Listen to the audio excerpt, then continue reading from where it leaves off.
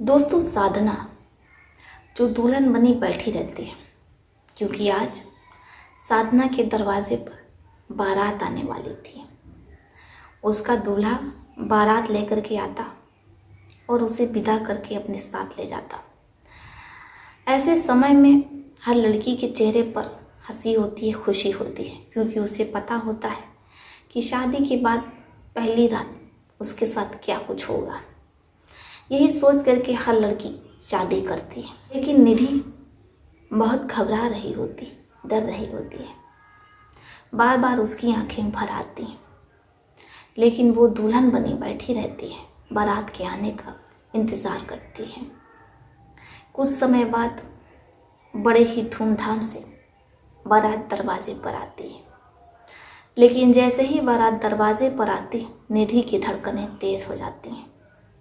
उसका दिल तेजी से धड़क रहा होता है, बेचैन हो रही होती है, परेशान हो रही होती है।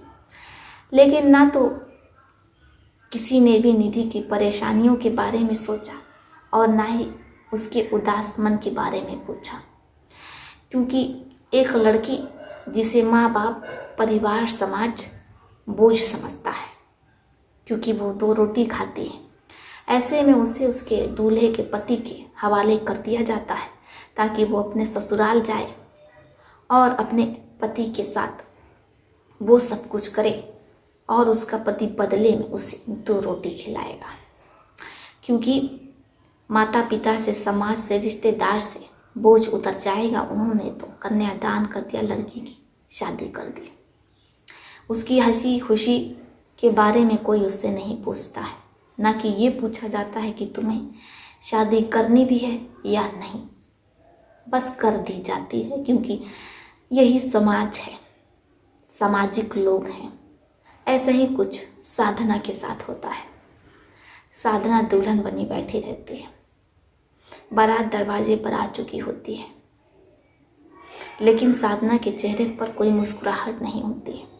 इधर जो साधना के रिश्तेदार, भाई बहन होते हैं, परिवार होते हैं, वो सब बारातियों की खिदमत में लगे रहते हैं, ताकि कहीं कोई कसर न बाकी रह जाए दूल्हे राजा की और उनके परिवार, रिश्तेदार वालों की खिदमत में। वो समय भी आता है, निधि विदा हो करके अपने दूल्हे के साथ ससुराल पहुंच जाती है। अब वो समय भी आता है, साधना विदा होकर के अपने दूल्हे के साथ ससुराल पहुंच जाती है। साधना को उसके दूल्हे के कमरे में बैठाया जाता है। साधना के दूल्हे का नाम मनोज रहता है। जैसे ही साधना मनोज के कमरे में बैठती है तो बहुत घबरा रही होती है। 3-4 गिलास तो पानी पी जाती है। ससुराल वाले पूछते हैं कि क्या बात है बेटा, तुम इतनी घबरा क्यों रही? हम समझ सकते हैं कि आज तुम्हारी शादी की पहली रात है, ऐसा कुछ आज से पहले तुमने किया नहीं है, लेकिन घबराओ मत, तुम्हें बहुत अच्छा लगेगा, बहुत मज़ा आएगा, इसलिए तुम परेशान ना हो। हम लोगों के साथ भी यही हुआ था। शुरू में तो हमें अजीब लग रहा था कि पता नहीं कैसे और क्या हो, लेकिन बाद में जैसे ही हमारे दूल्हे कमरे में आते हैं, वो सब कुछ करते हैं, तो अच्छा लगने लगता है। लेकिन निधि किसी की बातों से संतुष्ट नहीं हो रही थी, वो परेशान थी।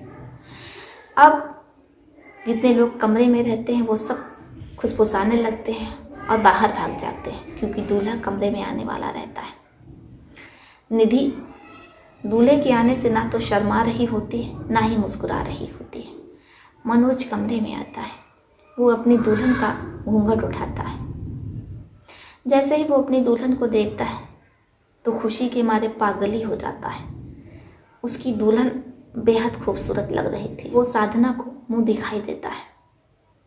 साधना लेने से साफ इनकार कर देती है। दूल्हे को थोड़ा अजीब लगता है, लेकिन दूल्हा तो आज उसकी शादी की पहली रात है, तो वो इतना ज़्यादा उत्सुक रहता है कि उस उत्सुकता में सब कुछ भूल जाता है।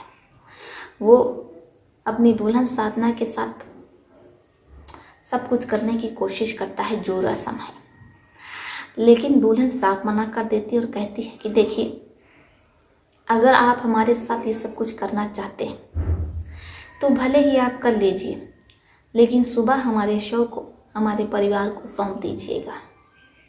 अब जैसे ही दूल्हा ये सुनता है तो कहता है कि मैं आपकी बात समझ नहीं पा रहा हूँ, आपने शादी इसीलिए की है।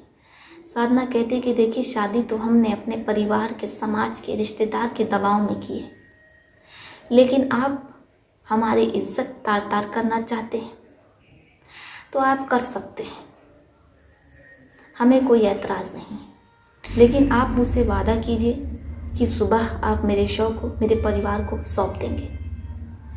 मनोज, जिसे कुछ समझ में नहीं आ रहा था, उसे लगता है कि उसकी पत्नी शायद उससे बहुत बहकी बहकी बातें कर रही है। अब वो यही सोच करके साधना के साथ वो सब कुछ करने लगता है जो कि रस्म है। लड़का लड़की अपने माँ बाप से आशीर्वाद लेकर के शादी इसीलिए करते हैं, तो भला ऐसे में मनोज, जिसका इंतज़ार वो इतने सालों से कर रहा था, जब आज उसे मौका मिला है तो वो क्यों ना करे। अब ऐसी सुबह हो जाती है, लेकिन मनोज का मन नहीं भरता है। जैसे ही सुबह का 8 साढ़े 8 बजता है, परिवार वाले दुल्हन को आवाज़ देते हैं, लेकिन दुल्हन कुछ भी बोल नहीं रही होती है। शोर शराबा सुन करके दूल्हा उठता है, दरवाज़ा खोलता है तो परिवार साधना के पास पहुंचता है, लेकिन साधना मुंह के बल पड़ी रहती है। अब जैसे ही परिवार वाले साधना को उठाने की कोशिश करते हैं, साधना नहीं उठती है, उसके मुंह से झाग निकल रही होती है। परिवार वाले बहुत डर जाते हैं। वो आनन फानन में साधना को हॉस्पिटल लेकर के जाते हैं। जैसे ही वो साधना को हॉस्पिटल लेकर के जाते हैं, डॉक्टर साधना को मृत घोषित कर देते हैं। अब दूल्हा, जिसके होश उड़ जाते हैं, शादी की पहली रात थी, दुल्हन की मौत हो गई। पुलिस वाले मनोज से पूछताछ करते हैं कि आखिर उसकी दुल्हन की मौत कैसे हुई, उसने ऐसा क्या किया। दूल्हा कहता है कि सर, इसमें मेरी कोई गलती नहीं है, ये तो मेरा अधिकार है, मेरे परिवार ने मेरी शादी इसीलिए की थी, क्या मैं ये सब कुछ नहीं करता, भला ऐसा करने से किसी की मौत हो जाती है। इसके बाद पुलिस वाले उस कमरे की छानबीन लेते हैं, छानबीन करते हैं जहाँ पर दूल्हा दुल्हन रहते हैं। अब जब कमरे की छानबीन होती है तो पुलिस वालों को एक नोट मिलता है। उस नोट में ये साफ लिखा होता है कि उसके शव को उसके परिवार को सौंप दिया जाए। अब पुलिस वाले शव को साधना के परिवार को सौंप देते हैं। अब परिवार जिसका रो रो करके बुरा हाल रहता है। पुलिस वाले कहते हैं कि अगर आप अपनी बेटी की ये बात पहले ही मान जाते तो शायद आज आपकी बेटी को अपनी जान देने के लिए मजबूर न होना पड़ता, और आपकी बेटी ऐसा कुछ नहीं करती। आखिर आपकी बेटी ने ऐसा क्यों किया। अब जब परिवार बताना शुरू करता है तो पुलिस वालों के होश उड़ जाते हैं। पुलिस वाले साधना के प्रेमी गुरमीत को फ़ोन करते हैं। अब जैसे गुरमीत को पता चलता है कि साधना की मौत हो गई, वो उसे इतना प्यार करती थी कि जैसे उसके शरीर को किसी ने छू लिया, उसने अपने आप को ही ख़त्म कर दिया, अपने शरीर को ही भस्म कर दिया। गुरमीत पागल मजनू बना साधना के पास पहुंचता है और उसके शव से लिपट करके रोने लगता है। पुलिस वाले परिवार से पूछते हैं कि आखिर आपने ज़ोर ज़बरदस्ती अपनी बेटी की शादी मनोज से क्यों करवाई, जबकि वो नहीं करना चाहती थी, उसका प्रेमी था, उसका प्रेम प्रसंग चल रहा था, ऐसे में आप लोगों ने ऐसा क्यों किया। साधना का परिवार कहता है कि देखिए, गुरमीत सिख परिवार से था और ऐसे में हम अपनी बेटी की शादी किसी सिख से नहीं करवा सकते थे, इसलिए हमने साधना की शादी अपनी जाति में करवाई, मनोज से करवाई। पुलिस वाले कहते हैं कि अब तो आपके कलेजों को ठंडक पड़ गई होगी, आपकी जाति सम्मानित हो गई होगी, आपकी बेटी ने अपनी जान दे दी। परिवार कहता है कि देखिए, हमें लगा कि बाकी लड़कियों की तरह साधना का भी प्यार है, शादी के बाद जब उसके साथ वो सब कुछ उसका दूल्हा करेगा तो साधना अपने प्रेमी गुरमीत को, अपने प्यार को भूल जाएगी और फिर वो बाकी लड़कियों की तरह अपना घर बसा लेगी, उसके भी कई बेटे और बेटियां हो जाएंगे। सभी लड़के और लड़की तो ऐसा ही करते हैं, अपने अपने प्रेमी को धोखा दे देते हैं। जब तक कुंवारे रहते हैं तो एक दूसरे से बात करते हैं, प्यार प्रसंग करते हैं और बाद में किसी और लड़की से, लड़के से शादी कर लेते हैं। हमें लगा कि ऐसे ही साधना है, हमें नहीं पता था कि साधना इतना प्यार करती है, उसका प्यार अमर है, लैला की तरह है और ये लैला मजनू है। हमें अगर मालूम होता तो शायद हम ऐसा नहीं करते, लेकिन फिर भी गुरमीत सिख परिवार से, और हम सिख परिवार में कैसे अपनी बेटी की शादी कर सकते हैं। गुरमीत जब ये सुनता है तो कहता है कि तुम लोगों को गलतफहमी हो रही है, हमारी शादी तो बहुत पहले ही 2 साल पहले ही साधना से हो चुकी थी, क्योंकि हमने साधना पर चादर डाल दी थी। हमारे में ये रिवाज है कि जैसे ही हम किसी महिला को पसंद करते हैं उस पर चादर डाल देते हैं तो उससे हमारी शादी हो जाती है, वो हमारी बीवी हो जाती है।